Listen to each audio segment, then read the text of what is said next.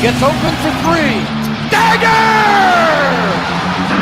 The kick, and here it comes. Swing and a miss! And a World Series Game 7 winning Curly W is in the books. Washington Capitals are the 2018 Stanley Cup champions. You like that? You like that? I like that. You gotta like that, right? My approval ratings keep going up. Sorry to keep you waiting. Complicated business. Welcome in. This is Defeating the Curse. It is 2022. The Washington football team season is over. It's probably the last season. It is the last season that they will be known as the Washington football team, and fittingly, it ends without a playoff berth.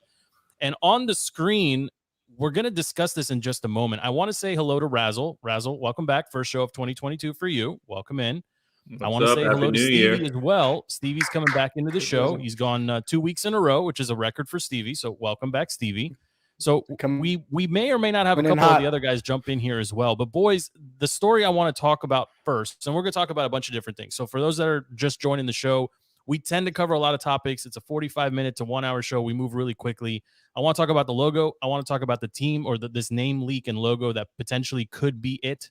The DCFC, we'll talk about that. We'll talk about the end of the season for the football team, exit interviews. There was quite a bit of stuff that happened in the last couple of days. Ron quotes from his local press hit this morning.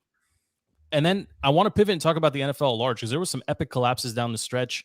Well, I won't bury the lead too much, but there's two games in particular I want to touch on. We got playoff football this weekend. We got our first ever Monday night football game, which should be awesome. There's a lot happening, right? This is one of the best times of the year for sports. I'm not going to get into the NBA tonight, but at some point we will pivot back to that as well. So first things first, I want to talk about this logo and this potential name thing. So for those that don't know the background on this, the Washington, D.C. Football Commanders is one of the finalists, or maybe the final name for the team. The logo is crazy. There's all kinds of stuff happening on this. There's the W is crazy. The 3 stars for the district is in there. DCFC is my favorite part of the whole thing because it's got a little bit of a soccer vibe to it. I don't know what this people's team is, but for those that haven't seen this, and Stevie, right before we hit record, Stevie hadn't seen this. This was originally blurred out in a video on NBC Sports Washington. It was a picture on Jason's lap, on Jay Wright's lap, back in like November, but it was blurred out when it ran the first time. When NBC Sports Washington reran the show, it was unblurred and people grabbed it and they're like, oh damn, is this it? Is this what we're looking at, come Groundhog Day, next month when they unveil the official new name for the team. So what is your initial thought on this, Stevie? I want to go to you first because you haven't seen it and you don't know anything about it, but when you look at this, does this look like something you would rock on a hat or on a sweatshirt, or is this just crazy to you? No. Well, my initial thought is, if they leaked it 3 weeks before it unknowingly, this team is dumber and can't do anything right. I mean, this is incredible. They can't even hide the logo for a month until the season's over. When I see this, I see a guy who's trying too hard. They're just trying too hard. They got, like you said, they got the soccer thing going. They're trying to appease the soccer guys. Then they got the DC statehood thing going, trying to appease the DCers. Then they got the 1932 for the original guys that love the history of it. They're trying to fit everything into a logo. And it's clear that this too team, much, right? It seems like too much to me. It's clear that this team is dying for some good press coverage and feels like they need to hit a home run with this announcement. And it also seems like it will be an utter failure no matter what. I think I'm trending in your direction as well. I don't think they know how to roll this stuff out. I think they've been toying with us for 2 years. The only thing we know for sure is that on February 2nd, 2022, the Washington football team will be retired, right? This hat that I'm wearing with a logo that I've kind of grown to like it's gone, right? And they'll be sending us probably new merch and we'll wear it and whatever because it's our team. But that's the only thing for certain that I think we know will definitely happen. But Razzle, I mean, can you get on board with the football Commanders? Like, I don't hate it. I got to be honest. I like Commanders. I like Command a little bit more. DC Football Commanders is kind of a cool name to me. The DCFC concept, again, I kind of like it. But it just seems like I don't know. Is it too long of a name? Is it too weird of a logo? I don't know, Razzle. Where are you on this? I was gonna say it's too long of a name. Like, how many sports teams do you know have like two names? The Football Commanders. Like, and then just looking at this in the People's Team, makes me. I mean, go back to our Giants, right? The Giants are technically the New York Football Giants, the Knickerbockers. I mean, there's some teams with. I don't know why they're all New York. I'm trying to think of other ones. It's a good point. Yeah, I mean, those I think on paper it's the New York Giants and the New York Knicks. No one ever called them the Knicks. I mean, they say like the broadcast fan, old school fans. Yeah, but, I was hoping they were leaning towards something, with the red and like kind of give us a little nostalgia from the former name. But red tails, red hogs, something like that. But there's gonna be so many rumors coming out. There's gonna be so many quote unquote leaks coming out in the next couple of weeks until they finally announce it. This is not. I mean, even in that logo you showed us, it says the People's Team. What is this? WWE, The Rock? I mean, come on. Has the People's Team in it? Like this is Razzle. The irony of calling themselves the People's Team is there is not an organization that treats their people worse than this team. They make their fans walk a mile to the stadium. They charge them $75 for parking. They dump sewage on them. They make the other team fans fall down. I mean, the irony of calling it the People's Team. Jason Wright, by the way, totally unimpressed by him. I don't care if he's a McKinsey guy, okay? He's trying. He's trying to do the right thing. Yeah, he's trying, but honestly, he keeps stepping in it too. I mean, highs, when we talk about like highs and lows for the season, I don't know. I know what I personally know what the low point is for me. And it's Sean Taylor and the debacle around the retirement. It was announced on a whim and the family didn't know. And the portraits in front of the toilets and the owner showing up looking like he fell out of bed. Like that is the absolute low for me. I'm having a really hard time. What did they do right this year from a front office perspective? Like you can't say like they whiffed obviously on Curtis Samuel. Fitzpatrick didn't work out. Willie Jackson, like, okay, like I guess, for the times he played, he was fine. Like, what is the high point of the season? Like winning 7 games? I mean, they can hang their hat on that, I suppose, but like the low for me is super clear. The high, honestly, I'm having a really hard time kind of pinpointing it. Maybe it's all the way back when Heineke brought him back to beat Atlanta in week 2. Maybe no. Beating the Bucks. They beat the Super Bowl champions. Come on, okay, come on. Okay, and I think the low. I was going to say, your Sean Taylor thing. I think we got to go on the field for the low. There's too many off the field for the lows. I think the Dallas debacle, just because it was Sunday night. It was the worst half of football I've ever seen a team play. Yeah. They showed no fight. But let's not sleep on some low-key good points. I think Cam Curl is a low-key, positive point for finding a safety that they drafted and brought up a young guy. It seems like, yeah. Landon Collins, played better. Played better with the move. Obviously Terry and whatever they do with Terry, to lock him up. Gibson had a good year. Yeah. And they found a great backup quarterback. I think we're sleeping on that. They found a quarterback who they can rely on in the future as a backup quarterback. I don't think that's nothing. Yeah. I mean, Razzle, do you have a high point? I mean, I agree with you, Stevie. I think Heineke being on the roster next year as the backup is that's a good thing. And it shouldn't be just buried. I mean, that's a good thing. I mean, he won 7 games for somebody who came into the league, basically this time last year or just short of a year ago, to come in literally off the street and win 7 games. That's a big accomplishment. And I think he deserves a lot of credit. The team deserves credit as well for coaching, for getting him to this point. But the offense was not good. Gibson getting 100 yards rushing, he missed the game. He still got that 1,000 yards. I mean, that's a positive. McLaurin going over 1,000 for the second time, in 2 years. That's a good thing. But like the bad is like really, really bad. The off-field bad is really, really bad. And it unfortunately just overshadows some of the more positive things, right? Like people forget, like we went through 3 kickers, right? Like that's not something you want to do during the course of a season, right? And some of that stuff they'll work out. But Razzle, do you have a clear-cut high, low, for the team? I mean, other than, what we already mentioned, there's not really anything that stands out, from a high perspective. This was year 2 of Ron Rivera. everything comes down to what we do in the quarterback position this offseason. So, like, I can't. There's nothing like. Obviously, a couple people who came out like we said, Cam Curl, like we said, Terry, like we said, Antonio Gibson, a couple guys who stood out this year, but there weren't. It wasn't like a season that kind of. I mean, I feel like if I was a Lions fan right now, and not just bring it like the Lions ended the way they ended their season, had you much more excited for next year rather than the way we ended our season.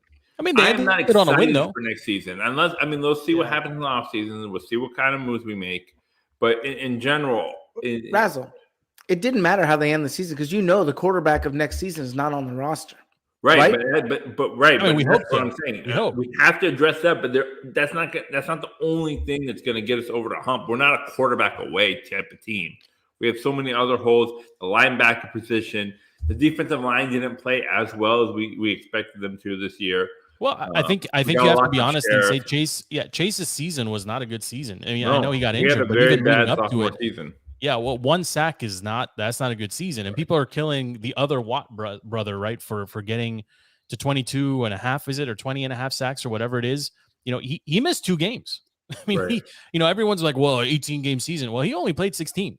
So give him credit for what he was able to accomplish, but the defense is so far off from where we had projected them to be, except Stevie, and I want to give him some credit here. Stevie was, yeah. Take your victory lap. The guy who doesn't watch any sports. We're all, yeah. Take your lap. Take your bow. But Chase Young did not have a good season. Montez Sweat did not have a good season. The flip side of it is this team dealt with a lot of very unfortunate off-field things. I mean, Montez lost a brother, DeShazer Everett, and like there was things that like it has nothing to do with football, but these are things that obviously take you away and out of your element. Like they're not just focused on football. So like I want to be reasonable in my assessment of the team. 7 wins for this team, given that their answer at quarterback was not present. Their stud defensive leader or one of their defensive leader was not present for half the season. I think overall, I don't know if I fully agree with you, Razzle. I think they ended the season with a win against the division rival, 7 wins. That was a meaningless game. Come on. I know. And Joe Judge, honestly, on 3rd and 9. Yeah, I mean, back to back, 3rd and 8 and 3rd and 9. The Giants. The three of us he should have been. up. Yeah, Judge should have been fired on the spot. Like they literally should have. Somebody should have called down on the bat phone and said, "Just pack up your headset and get the hell out of here." Like you can't run back to back quarterback sneaks from your own 5-yard line. What? Yeah, like, come on. Like, I mean, there's no bigger, like just tuck your willy between your legs and go home called. And like, that was just like one of the worst, absolute worst. I'm saying there's nothing to like the way we ended our season does not get me excited for what we're going to do next year. I mean, the schedule a little bit softer. Joe, are you excited about next season? I mean, I'm not. I'm excited that we're going to have a name. Okay. No. I meant the prospects on the field. I'm talking about the prospects on the field. No, I mean, can they be? I already know I'm going to regret saying this. I don't think they can be worse if with these same people, this same roster next year, because I think the schedule is a little bit softer.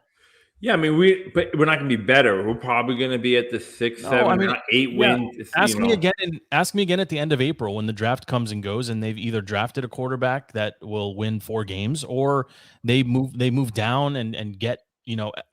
I will be more excited if they trade for a known commodity as opposed to drafting. I think the draft route is very. But nobody wants to come, as Razzle said, and as Razzle somebody will said, come. You're gonna have to overpay. Garoppolo would come. Why not?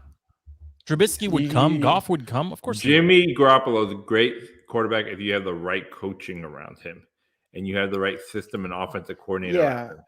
I think your boy Scott Turner is going to be able to coach up Jimmy? I think Scott Turner. I think I'm coming around on Scott Turner. Gosh. I think he deserves a little bit. That's why. I think he deserves a little bit of credit for squeezing as much as he did out of this offense. I do. Hey, I'm a Scott Turner guy too. And me and Joe, we fought last time. Okay, I'm a Scott Turner guy. Yeah, he was playing with poo-poo. Yeah, I mean, he has a 1,000-yard rusher and a 1,000-yard receiver, and Taylor for all the ups and downs ended with almost 4,000 yards passing. I mean, like the numbers are the numbers. 4,000 yards is an average season these days. Well, it's 4,000 more than you. Not with a noodle arm. You just see that boy's arm? Yeah, I mean, he can't throw. There's no Can we yards stop after Terry- catch. talking about the Terry- football Terry team? is Actual still air waiting. yards, because there's no yards after catch. There's Can we- none. Can we move on with the football team? We're in the playoffs. No, wait. Let me say one more thing. Come on, let me say one more thing. Go for it. Chase Young showed initial signs that worry me that he's entering diva status. And I think it's something to be watched in the offseason. We all remember All In for week 1, okay? The penultimate diva. Did you but- see him on TV last night with his Yeah, boy? we I had- did. Did you see Andrew Luck on TV? Look, this is why we can't move on from the Washington football team. You're bringing up RG3, okay? I'm trying to move on. All I'm saying is Chase Young, something to watch out for. A lot of talk this year. A lot of excuses about why he didn't produce.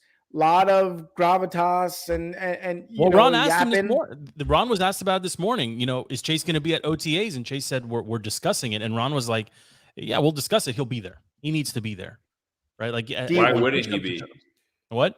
Why He's wouldn't got he some be? Gatorade. There's some Gatorade commercial. Yeah, I mean, whatever. All like Stevie said, all the divas, all the people that are too big for the for the team. They always do this bit of like, we'll see, right? And Ron made it really clear this morning on local radio. He'll be there because he needs to be there, right? Because he's got work to do, because he had a terrible season. I mean, I'm inferring that from what Coach was saying, but he has to be there. All of them have to be there. The only defensive, air quotes, star that might not be here, it may be Daron Payne. I feel like he might be sent. Yeah, he might be part of a draft day package to move somewhere. They haven't reconciled, haven't Jonathan Allen? Haven't made I think up? they did. But I think it's a bigger question. Can you afford to keep him and let him walk for nothing at the end of next season, right? That's the bigger problem. Same with, like, Brandon Sheriff is another one, right? This is a very interesting situation that they have with Brandon Sheriff. They've had to tag him twice. They've already said that they're willing to make him the highest paid guard in the league, and he's worth the money. Whether you like him or not, he's worth it. No, he's worth it. So you can't afford to let him walk. You can't. I mean, Well, they I locked think- up Leno. They're locking up McKissick. They're locking up key players here. You have to lock up Sheriff. You have to. And if that means you're going to ultimately let go of a guy like Daron Payne, who I like, but does he give you something that Ioannidis, Allen, Young, Sweat doesn't? Like, of all those guys, he's the one that you can probably, because you He's do have the most Ioannidis, you have replaceable. Tim Settle. Like, Payne is unfortunately probably the odd man out here, and he's got the name, the cachet. Like, you might be able to get something for him on draft day, especially if you see a quarterback and you need to go up. He's probably the one that gets packaged. I would be That's okay my with gut. them including him in a package for a quarterback or moving up to get a quarterback. That would make sense. Yeah, but honestly, I don't want them to go after a quarterback in the draft, because that puts you back on a 2 or 2.5 year trajectory, and I don't know if Ron survives another non-playoff 7-win season. I know it's a little too early for this question, but if it were up to you, who's our quarterback on week 1 next year?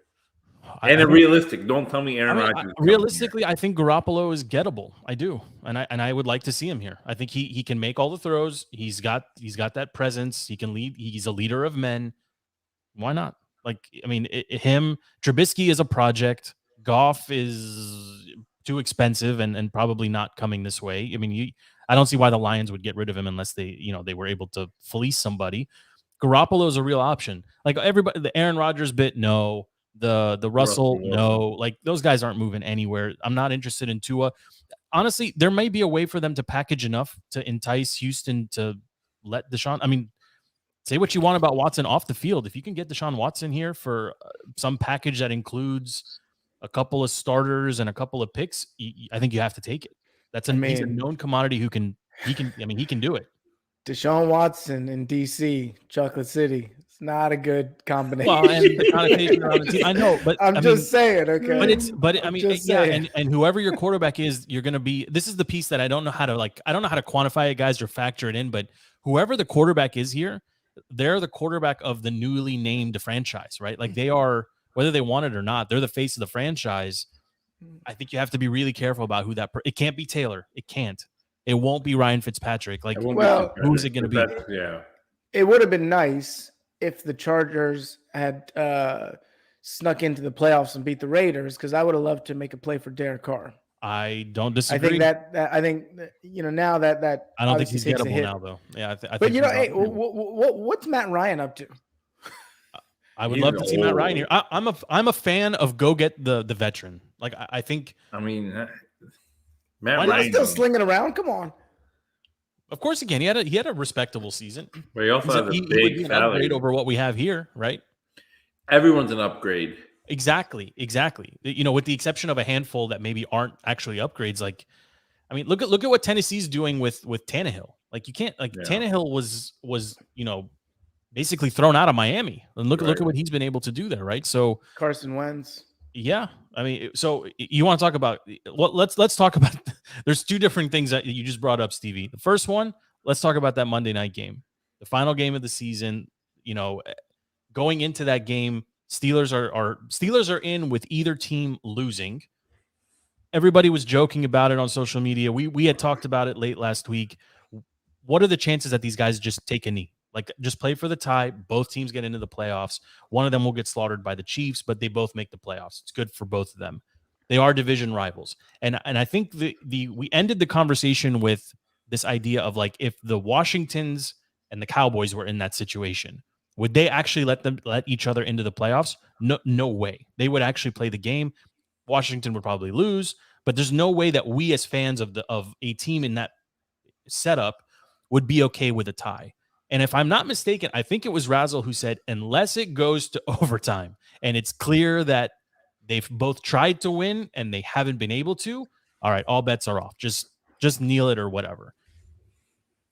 I think the Chargers totally mismanaged the last possession in overtime. Do either of you disagree with me? I think they had a tie in the bag and they were headed to the playoffs. You're saying, are you referring to his timeout? Yes. So I know we talked about this a little bit, you know, before we started recording, but you got to stop them on third down. If you know they're running the ball, you got to that's the mismanagement there. Is the run defense. He said he wanted to put in the premier package to get them set up for third down. That premier package allowed them to get like 8-9 yards to get them in prime field in the field goal range. So you're putting it on the defense. You're putting on the defense. Them on that run, then we wouldn't be having this conversation. We'd be talking about how this miraculous. Yes, we would, Joe, because Tucker Carlson or whatever that guy's first name is, that boy can kick it from 65. So they were going to kick the field goal either way. He would have made it. I mean, did you guys want to see the tie? It was it was improbable. I mean, it was crazy to see. No, I want to see Justin Herbert in the playoffs. The NFL, its fans got gypped. Because that boy is a star. And what he did on those fourth down plays, keeping them alive, the touchdown pass to tie the game was a bullet. Taylor Heineke, it would take him 7 throws. He would have been don't poo-poo on Taylor. But look, this just goes back to my other point. Like, you can draft the right guy and still not be in the playoffs, right? And the Chargers, for what it's worth, like, they have in my adult life, have probably had the most consistent, crazy good talent and have never been able to put it together. Like, I just don't understand this. And this was talked a lot about on local radio here as well, and a couple of shows that I listen to. Like, how have the Chargers never been able to figure this out? Like, they've always had talent. They've had Phillip Rivers. They've had LT. They seem to be able to find receivers anywhere. They've never been able to put it all together. They have a new stud quarterback, you know, in a young guy in Herbert. They didn't make the playoffs, right? So, and now their coach arguably goes to the hot seat if they fail to make the playoffs again next year. So it's just fascinating to me. I don't know. I found myself in overtime cheering for the tie. Like, at that point, I was like, I want to see this crazy thing play out. For the story, though, not because for the story. I don't care about the teams. Yeah, not because both teams deserve to make the playoffs. No, I mean, I know a lot of people were taking a lap for Ben, and they wanted Big Ben. The Steelers are going to get slaughtered. Ben can't throw the ball. I mean, you're talking about people who can't throw the ball. Ben can't throw the ball more than 7 yards. Yeah, well, I mean, it's going to be embarrassing on Sunday night. Like, I'm not a guy to like body shame anybody, but his body's really weird. Like, he's got chicken legs and a huge upper body. Let me ask you both, because you all know the NFL. I feel like the NFL got involved ahead of the game. Talk to the teams. Told them to put them on the committee, like, hey, no funny business. Right. Yeah. It's possible. Oh, yeah. I think it'd be really bad for the league. I mean, think about all the money that was wagered on, you know, on FanDuel and everything else, right? And that I've been saying this, boys, like the real pandemic is the amount of money everyone's losing on sports betting. No one makes any money on sports betting, only the books. But yeah, I mean, you can't have two teams enter a game with no intention of winning. Yeah, I think you're right, Steve. I mean, think but they told them, clearly "You gotta played play." the game. I mean, the Raiders were up by like 15. Like it was even weird. Like the lead that the Raiders had. Sorry, it was like 12. It was like no situation where it would end in a tie and lead into overtime. But somehow, the way the scoring ended up, it went into overtime and they played it. I mean, they kicked the field goal. They didn't just sit around and run the ball all overtime, which was so. I mean, I don't think. That's why for me, when it got into overtime, now I'm cheering for the situation, like the uniqueness of this situation. Right. But if you're the Raiders and you have a chance to win, you got to win. You don't want to play the Chiefs, is all I'm saying. Right. So I mean, they were staring at that reality in front of them, thinking we need to do whatever we can to avoid playing. But I think the Raiders story is improbable given the coaching change. How many wide receivers did they have that got either arrested, put in jail, or were cut? Like it's incredible what they've overcome. The Chargers are the better team, and the Chargers they were and still are to me the better team. But the Raiders won the game, and I agree with you, Stevie. If you're in a position to win a game, go win the game. But everyone says that there's a lot of hype around the Chargers, and I'm on board with Justin Herbert, but it didn't translate to wins. I mean, we saw there were a lot of games that they lost that they should have won, and this is why they're sitting on the outside looking in. Yeah, I mean, I like what they're building there. I think next year they'll be in contention for. They'll have to be able to. I know they split the games with the Chiefs this year, but they'll be a real contender next year at a strong wild card spot. Yeah, I mean, they didn't. It's not a. I mean, they didn't.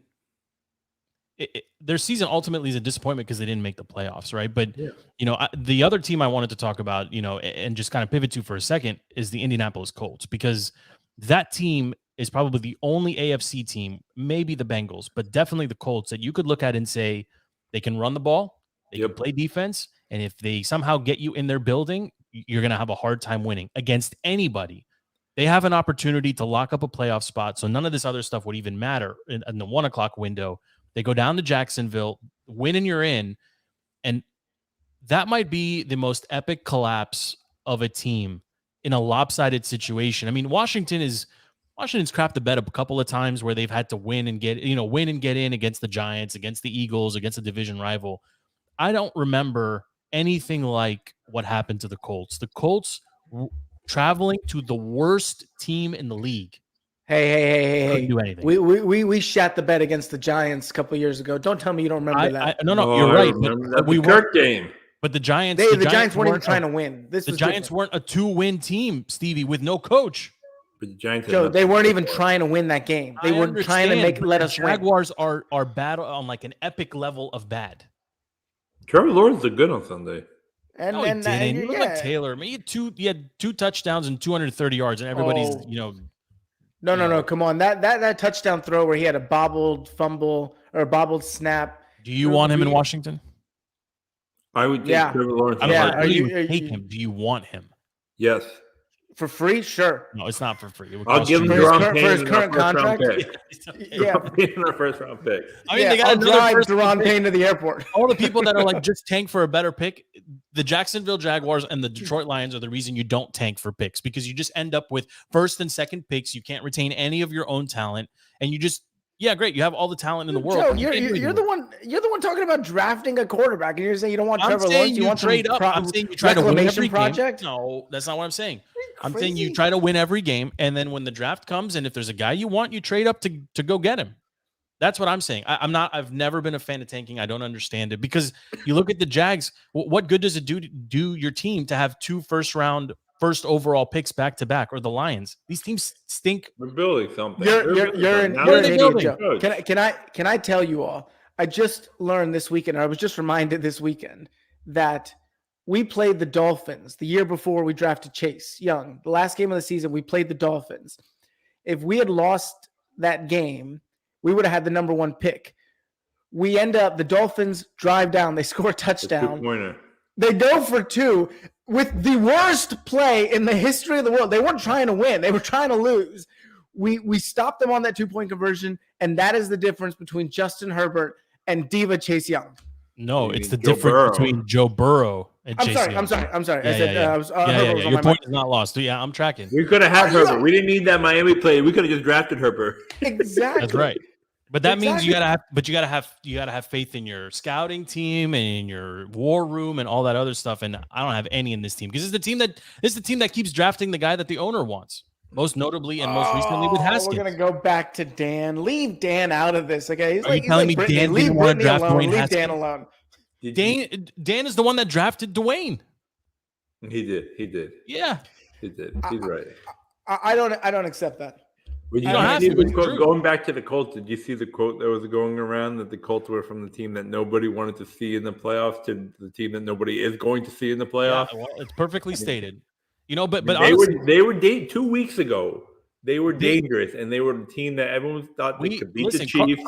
Carson Wentz made us all eat our words. The guy was playing. I mean, that guy though, he fumbles more than any other quarterback. I mean, talk about somebody who can't figure out how to tuck the ball away. Like he fumbles all the time. But not only did they not make the playoffs, but any talk about their stud running back Jonathan Taylor for MVP is gone. Yeah, no, I mean it was a long shot for him to. Everyone's talking Brady and Rodgers. At least part of the conversation, but you can't collapse that in that regard. But I mean that was probably the one thing that really stood out. I mean the Washington-New York game, I watched it. It was very tough to watch, very ugly all around. Joe Judge obviously is let go. There's a whole bunch of Fangio was let go by the Broncos. Matt Nagy was let go by the Bears. I mean, there's a long list. The one that surprised me is Flores. I thought Miami was building something there. I mean, I know they lost 7 straight. They won 7 straight. They almost qualified for the playoffs. They can clearly play defense. Waddle is a freaking baller. I mean, breaking Anquan Bolden's like they were on to something. I was really surprised that they let him go. I mean, he's probably the only one of in recent memory from the Belichick tree that sniffed the room that Belichick sat in, that had a chance to do something. And honestly, I mean, he automatically, I think, becomes a contender for, a candidate for any of the open positions. I don't know if you guys feel the same or not, but I honestly feel that they did him dirty. They said there was issues between him and the owner. The issues with, I don't think he was super in the bag for Tua, and him and Tua didn't have the best relationship. There's some weird things that are probably going to come out over the next couple of days and weeks. Well, Tua stinks. Yeah, Tua stinks. He had a guy that could win. He got a lot about. I mean, they were 9 and I think they ended up 8 and 9 after whatever. Yeah, either 8 or 9 or 9 and 8, whatever. But they had something going that this year, and that's after they sold off all their pieces, right? They got rid of all the talent. They basically pulled a Tampa Bay Rays where they just get rid of everybody and then restock. But Tua, Tua's not the answer at quarterback. They had something going with Fitzpatrick before that, right? So I'm just surprised that he was let go. Matt Nagy didn't surprise me. The Bears have been I don't remember the Bears being good. Like I really, it hurts my brain to think back to when were the Bears good? Well, he won Coach of the Year his first year, I think, in 2018. I guess the question I was going to throw back to you is, what job do you guys think is the most attractive one of the ones that are available? Like if you were like a premier head coach. I think the Broncos. And it's not even close. With no quarterback? Yeah, I mean, the Broncos, whoever goes to the Broncos, the defense is sound. They've got a ton of picks from the Von Miller trade. They've locked up I've said this before, they've locked up all their receivers and all their skill position players. They're going to be an attractive landing spot for any quarterback. That's the best position to be in. And they play in a competitive division for sure. But I think that's the clear-cut number one. I think Miami might be number 2 because of all the ancillary benefits of living in South Beach. And then the Bears, no thank you. The Vikings. The Vikings are interesting too. The Vikings they got a good quarterback, a stud receiver, a stud running back. Quarterback. Well, super average, and he's an anti-vaxxer. I mean, you can step into the into Minnesota right now and win 8 games next year, right? Or 9 games. Minnesota, they lost 4 at the gun, right? So I mean, they're you are what you are, but they're actually better than their record. No, the Bears, I think, are worse than their record. So I don't know. Vikings, the Bears at least have something you can build on with a quarterback. That's the thing. Like that's what I say. Is I look at Minnesota and I look at Jacksonville. I look at a quarterback who is super talented and just scratching the surface is completely, potential, full of potential. Captain Kirk has hit his ceiling and is on the way down. We know we got with Kirk. Sitting at that ceiling for a while. He's been cashing in on that ceiling for a while. Okay, that brother cashed in. But What's the worst? What's the worst opening, Razzle? That's a more interesting question. Is it Washington. Bears? Is it is it the Giants? The Giants got to be the worst one. It has to be the Giants right now. I mean, they have no quarterback. They kind of are in the same boat as us. There's nothing to look forward to for next year. Their fan base has checked out on them. They've become an embarrassment. I mean, I don't know what they're going to do with Daniel Jones. I mean, they honestly, the only piece they really have is Saquon Barkley, but he can't even stay healthy. It has to be that Giants job. I mean, the good thing about the Giants job is you're going to get the GM and the coach come in at the same time. They said the GM's going to – same thing with Minnesota. You're going to get a new GM. And same thing with the Bears. Although I don't love it when it's the same person. Like Ron the coach is better than Ron the GM, right? Like I don't mind Ron the coach. I don't like Ron the GM. But you see what they did in San Francisco with pulling in Lynch and Shanahan together, tying them up for 6 years, saying these are our two guys. We're going to build with these two guys. You're both on the hook for it, yeah. Yeah, I think that's the model that needs to be followed. Well, and Shanahan, if the 49ers had missed the playoffs this year, even given all the injuries and the COVID and everything, I think his seat would have been really hot. And we'll talk about that in a second. But I do want to start going through some of these playoffs, guys, because with NFL playoffs are here. This is officially wild card weekend / long weekend, I guess. The first time we're ever going to have a Monday night playoff game, which is pretty sweet. On a holiday weekend. And a Sunday which is awesome, right? So let's just hit these in order. We'll just go in order. First game up, Raiders at Bengals, Saturday in the late afternoon window. Raiders are traveling to Cincinnati. Joe, if you got the line, pull it up. It's 5.5. Bengals are up 5.5. Yeah, I mean, the Bengals, and this is all I'm going to say on this game, I think the Bengals can beat literally any team that is alive in the playoffs, AFC or NFC. I don't think Jamar Chase can be covered one-on-one. I think he presents a matchup problem for any defense, very similar to some of the other elite wide receivers in the league. And Joe Burrow, I mean, he's playing with some swag right now. And if they can run the ball, they can win these games, and they're home. So are we putting money on the Bengals to make the Super Bowl? It depends. I think it depends. I think that, well, obviously they got to get past the Raiders first, and I think it depends on how. I think it's the Steelers, Chiefs, or sorry, the Patriots, Bills. It depends on how that game shakes out, because I think if I'm not mistaken, the remaining seed the winner of that game would travel to Cincinnati. I got to pull up the tree. Yeah. So because they're the 4-5, so most likely they'll be the ones who play Kansas. Because I'm assuming that the Steelers will get destroyed by the Chiefs. But let's stick to this game for a second here, Stevie. Do you have a feeling one way or the other? Raiders at Bengals? I've always said, as in I've said this the past 2 weeks, I've always said that the team who wins the Super Bowl is not the best team, it's the hottest team. The Bengals right now are hot. Joe Burrow. Smoking hot. There is no quarterback who's playing better than Joe Burrow right now. I'll take the Bengals at least for this week and potentially beyond. Taking the points, 5.5? I actually will give them I don't think it'll be a blowout. So I don't think they'll cover, but I like them winning.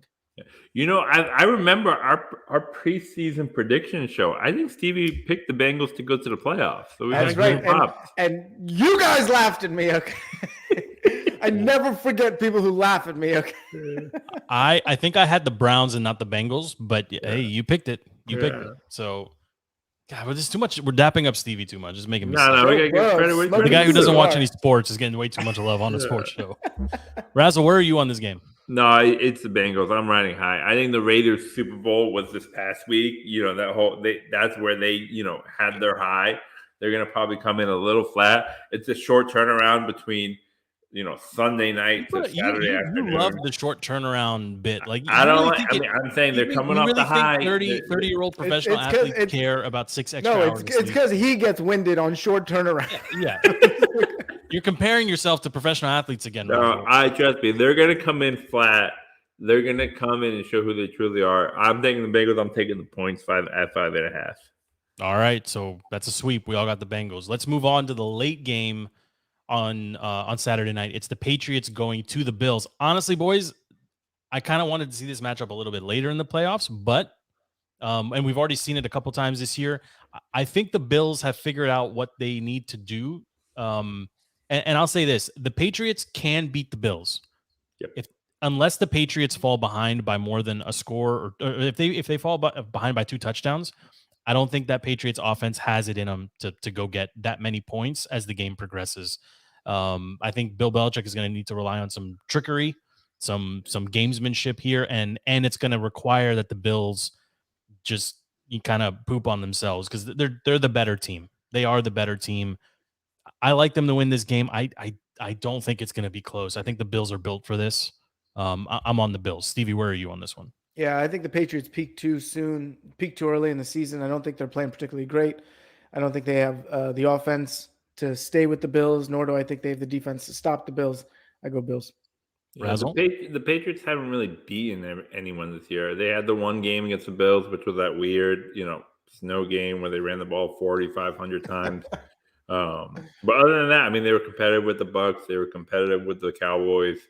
But no one really beaten, like you said, they peaked high. I'm taking the Bills. It's Bills -4. I'll take the Bills on the points.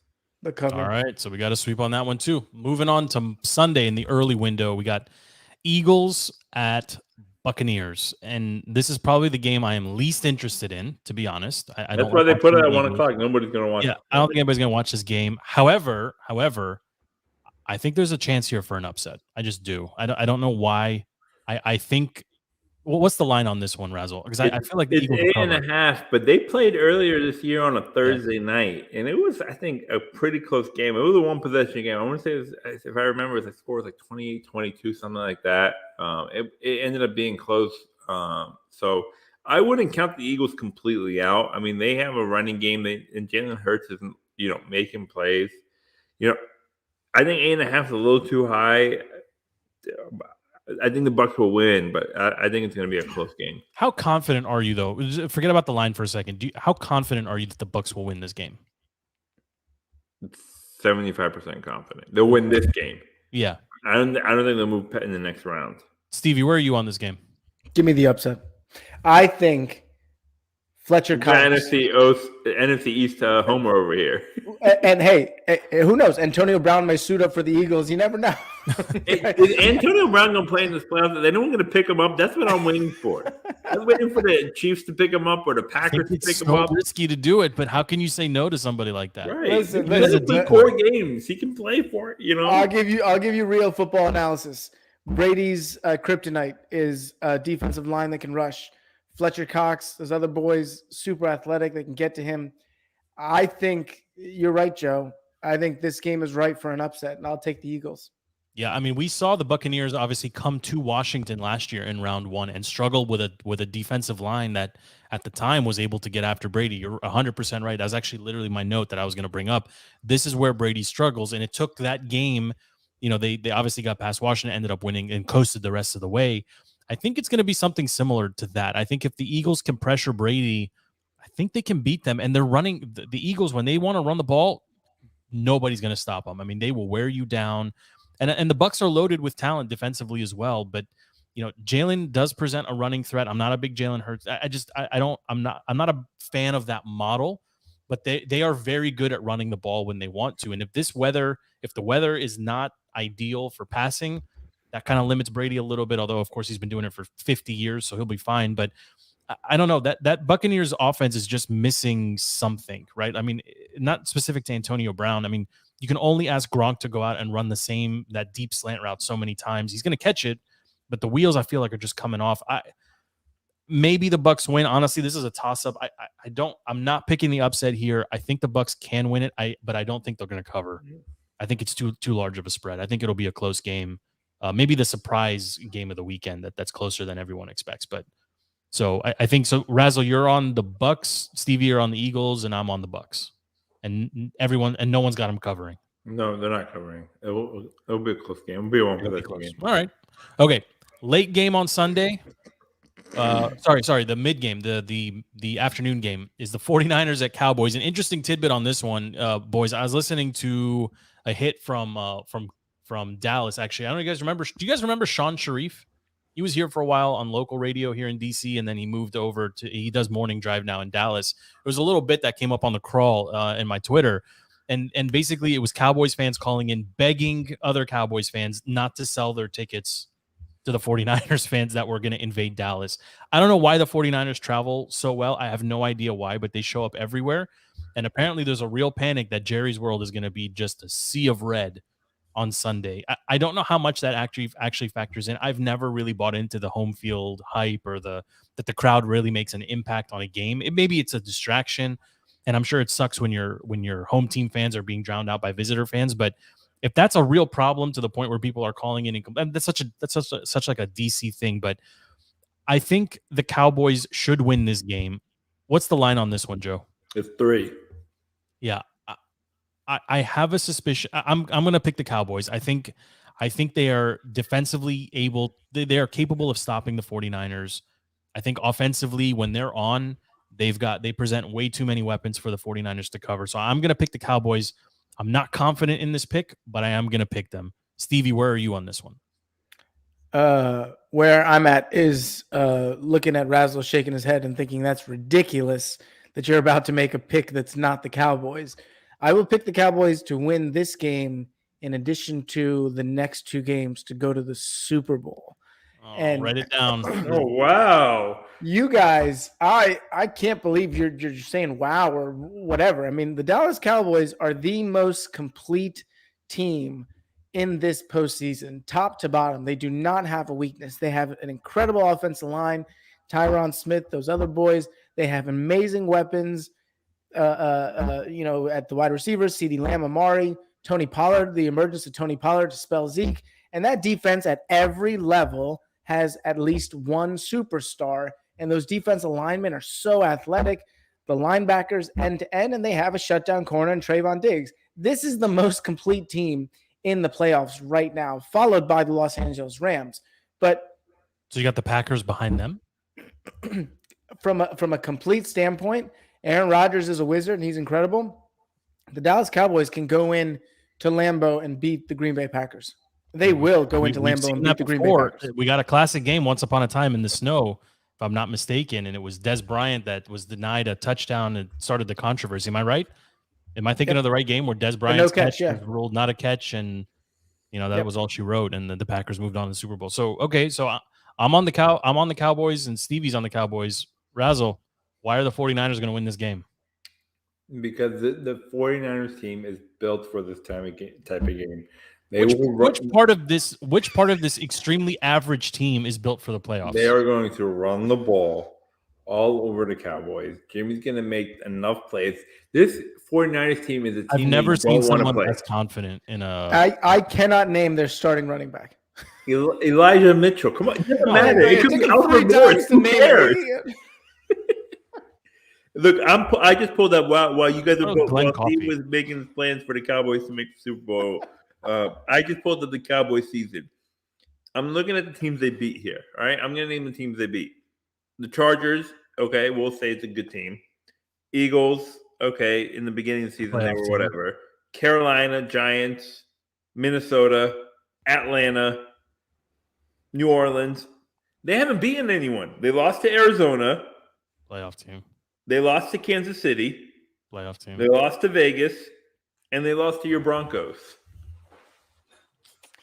It's a compelling argument. Analysis. Okay. It's a good argument. Okay, that's what I say. Oh, and sorry, they lost to Tampa in week 1. They played Tampa better than anyone. They played very well. But I'm saying they haven't beaten anyone. Yeah, they killed us on Monday night. Yeah, they beat the Eagles when the game doesn't matter. But, do you really have faith in Mike McCarthy in the playoffs? Do you really have faith in this coaching staff and Dak and Zeke and this? They are not mentally tough. Says the guy picking Jimmy Garoppolo. Hey, Jimmy's going to be our starting quarterback next year, but he's going to get us a big win. When he's here, we'll cheer for him. I'm taking the Niners +3. I honestly don't know what to say to you. Honestly, no. I don't know how you pick the 49ers in this spot. The Niners are the hottest team in the NFC, other than the Packers. I haven't watched any football, so I just got to take his word for it. No. I mean, Sunday, your phones better be ready to get blasted. I mean, Debo. I'm surprised that there wasn't Samuel, one mention of Debo Samuel. Not one. That's the player that is the X factor for the 49ers, but That's who they run the ball with. that's what they do everything with, right? He's their guy. He's the their X. creativity in the coaching staff. Our boy Kyle Shanahan. If I'm betting between Kyle Shanahan and Mike McCarthy, I'm putting on Kyle Shanahan. Yeah, if they have the same players, they don't have the same players. Yeah, I mean, look, Razzle, if you're right and the Cowboys lose this game, not only does it make Stevie look very foolish because he's got him going to the Super Bowl, but this is the best team that they have fielded in 20 years. No, they're not meant. The window is very, very small for this team to get to where they need to get to. That's interesting. I mean, we're split on this one. I guess we'll see, but I'm a little surprised, Razzle, that you're going 49ers on this one, given the Cowboys are just, like Stevie said, that's a talented group. Very that defense shows up. Yeah, they don't have that not factor. It's tough. They don't have Razzle, reserve me a spot on the couch at Chateau de Razzle on Sunday afternoon, okay? Come on over. We'll be watching our FanDuel account just skyrocket because we're going to put a lot of money on the Niners +3, all right? Oh, boy. Okay. All right. Let's move on to Sunday night in the late window, the nightcap. Probably the least interesting game of the bunch here. Steelers at Chiefs. The line on this one's got to be Chiefs +10 or 11. 12.5. Yeah, so like that. I think when I saw it earlier today, it was 10. It's going to keep going up. I'm a little surprised. I think some money will come in on the Steelers. I mean, they seem to be able. The Steelers, like, let me make the case for the Steelers. They can find running backs anywhere, and they seem to always have capable wide receivers. The problem, for the first time in a long time for the franchise, is they don't have a quarterback who can get the ball down the field. I mean, Roethlisberger really is a liability at this point. They didn't belong in the playoffs. They're there.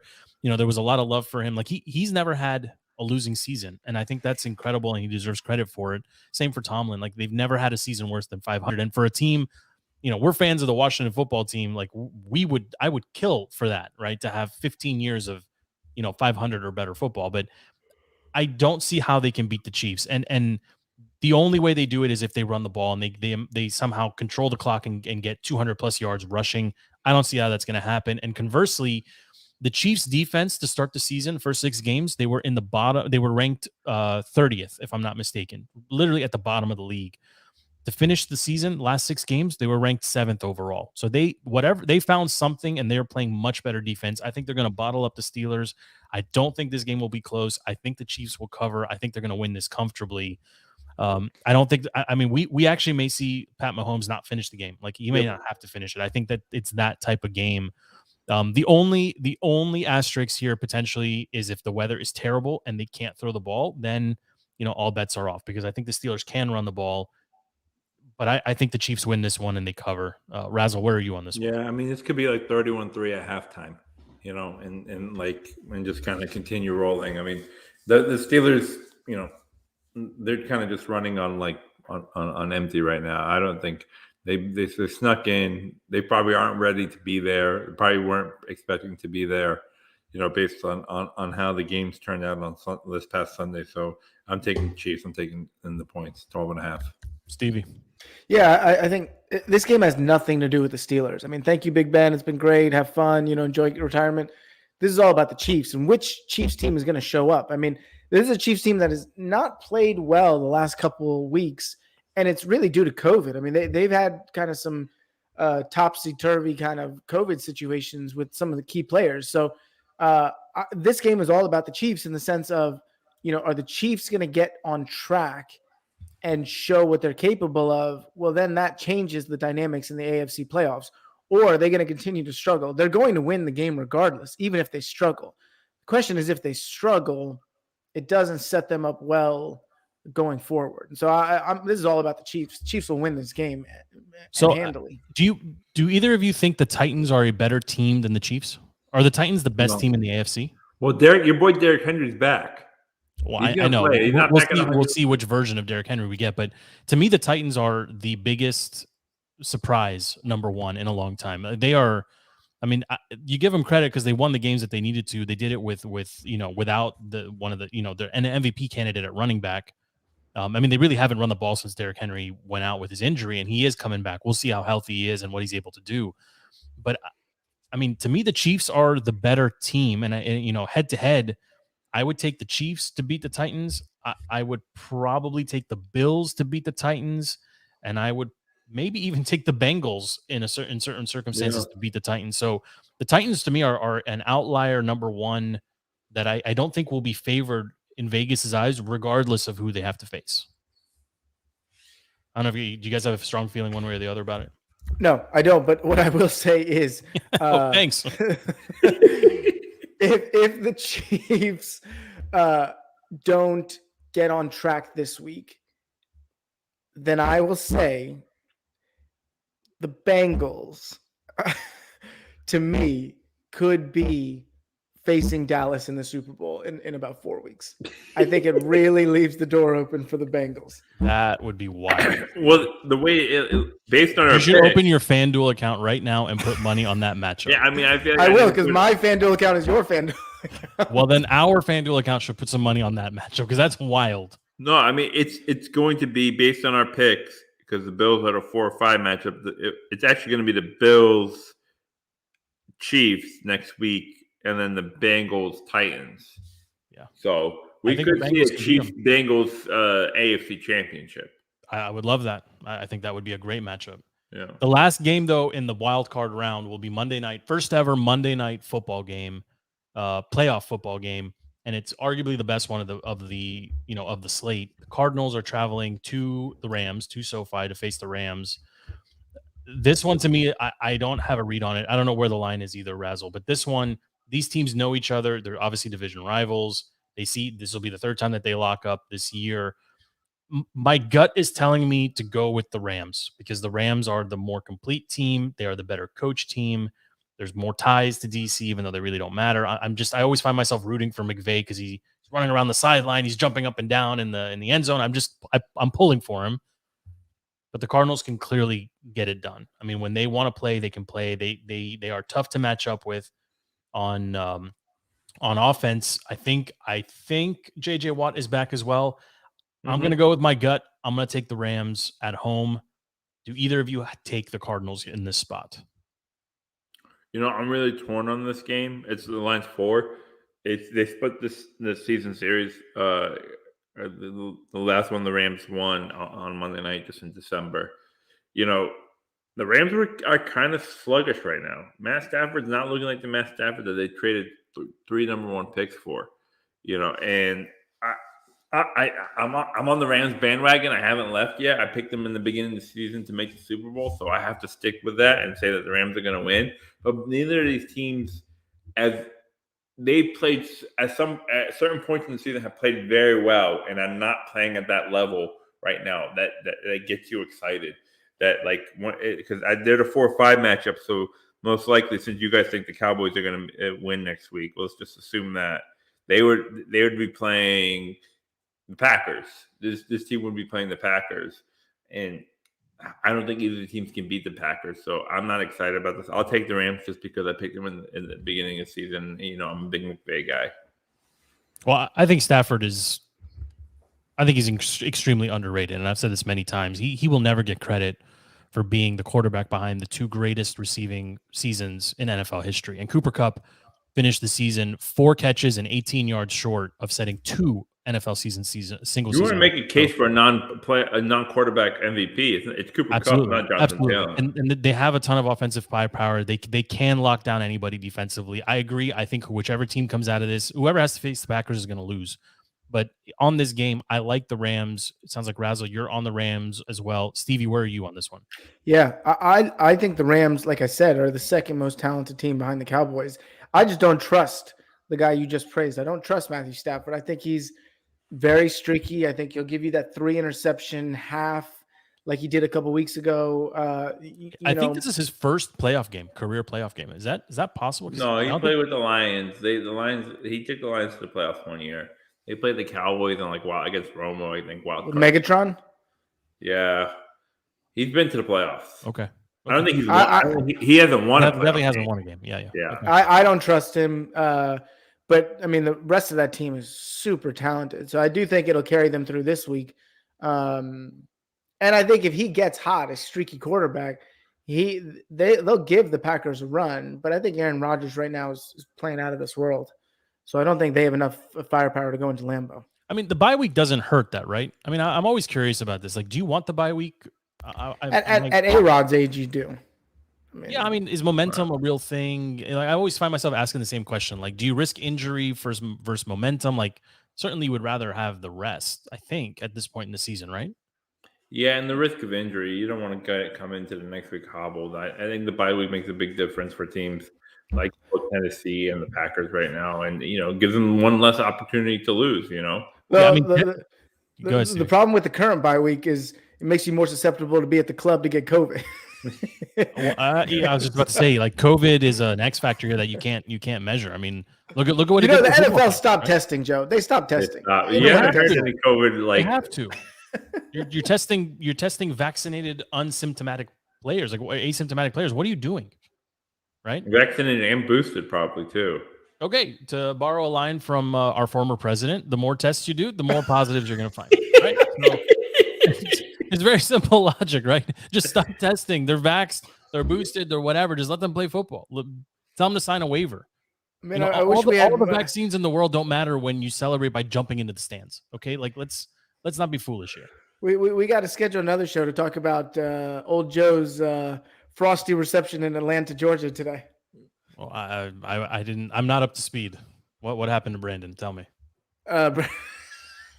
I mean, Biden went to give a speech on voting rights in Atlanta, Georgia, and the most prominent Democratic politician in the state, Stacey Abrams, caught a bit of Bidenitis and didn't even show up because she didn't want to be associated with him. Where is the vice president of the United States, Stevie? Wherever she is, she's laughing her head off because that's all she knows how to do. We you know what? You're right. We do need a tangent show here. I mean, once upon a time we used to talk about other things here. I know we're in the throes of football season. Come on, it's NFL playoffs. There's nothing else to talk about. All right. Yeah, well, I think there's a lot of other stuff to talk about. There's a lot of stuff to talk about. But okay, so we went through all of it. I mean, look, it sounds like the upset pick is the Eagles at Bucks, or most likely upset pick, although Razzle is putting some big money, it sounds like, on the 49ers. We agreed on all the games except the Cowboys and Niners. No, Stevie picked the Eagles to beat the Bucks. Oh, that's true. Okay. Right, but he had them and no cover as well. Right. If I'm not mistaken. So we'll see. I mean, look, I've never watched an NFL wildcard weekend with a Monday game. This is going to be interesting. 3 days of football. Sounds great to me. I know, Razzle, you are not you take it very personally that the teams that play on Monday night have to have a short week and blah, blah, blah. They'll probably get the late Sunday window, whatever. It'll be fine. Everything will be fine. Okay. Like, I don't think that one day makes a big difference. Best weekend of football. It's going to be great. It's going to be great. I'm really looking forward to it. And hopefully, hopefully it lives up. I mean, I don't know. The 18-week season was nice too, to be honest. I mean, it gave us one extra week of football. You had teams like the Cardinals and the Patriots who like peaked at different times in the season, and now they're like on the downward trend. It just felt long. We'll get used to it. It feels better to me. Like, you should have only one team with a bye. Like, having the 2-team bye, this feels better to me. More teams in the playoffs, but can we do like a live halftime show in between some of the Sunday games? Come on, Joe, get creative here, brother. Do I ever say no? Let's go to Glory Days. Let's take a show on the road. Stevie, you have to say Joe has never said no to hopping on the mic. This show got put together in 2 hours before this, and he was ready. Never say no. Talk to the other cast members around here. Yeah, Matt the Met is anxiously waiting for pitchers and catchers to report.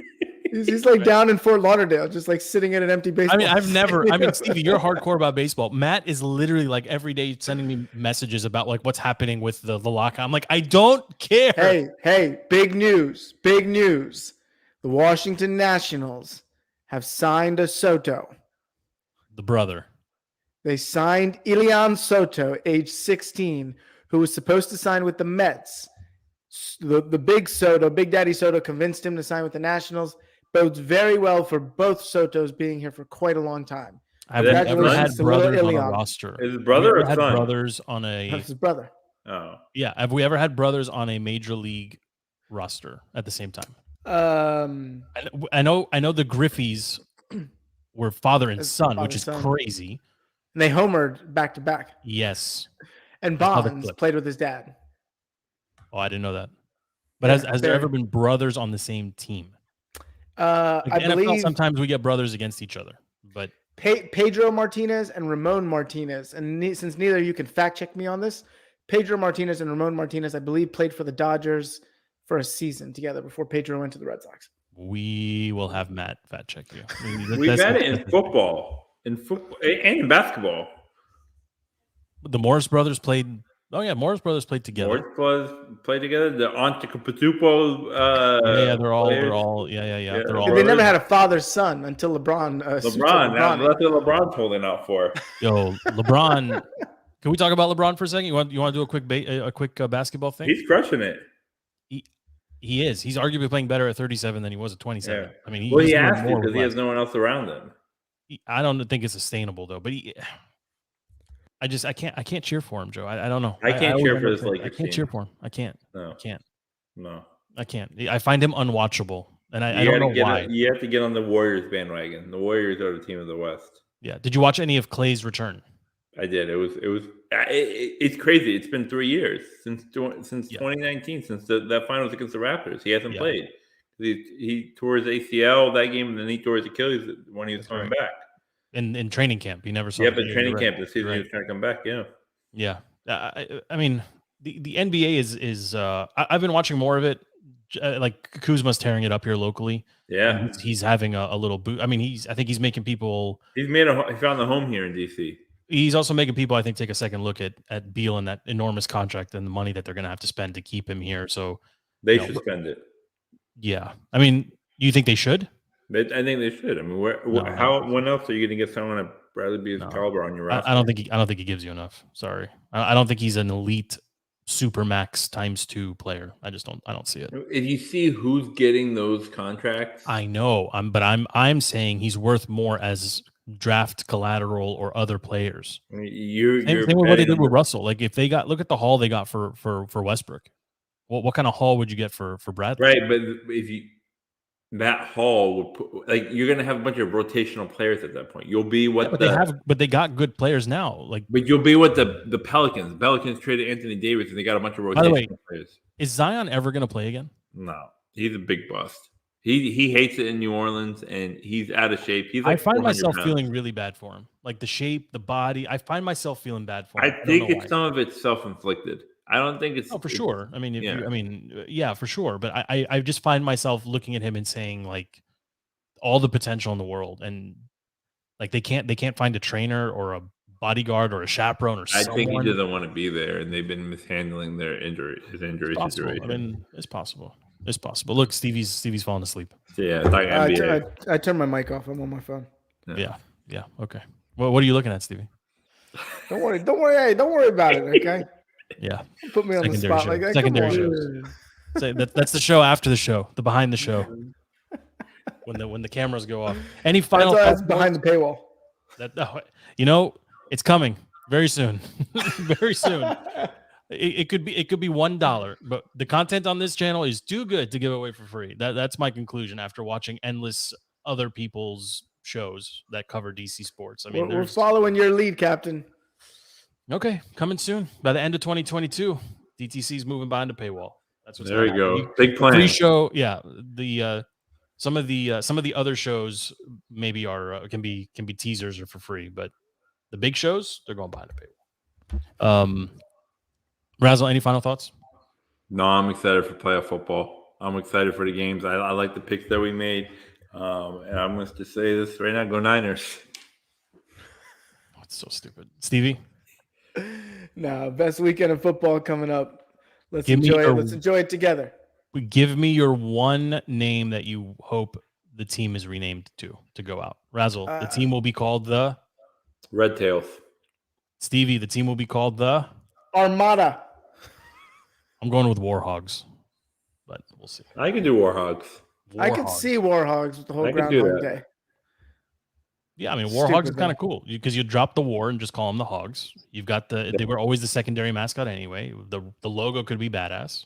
Keep the W. Maybe. Call your boy Jason Wright and make it happen. I don't have his number, but I know where I can find him. Hey. You want to? Let's take a little road trip, Stevie. You know exactly where we're going. Well, Wherever it is, he'll be swinging. From the ceiling? No. If you know, you know, okay? You know. If you know, you know.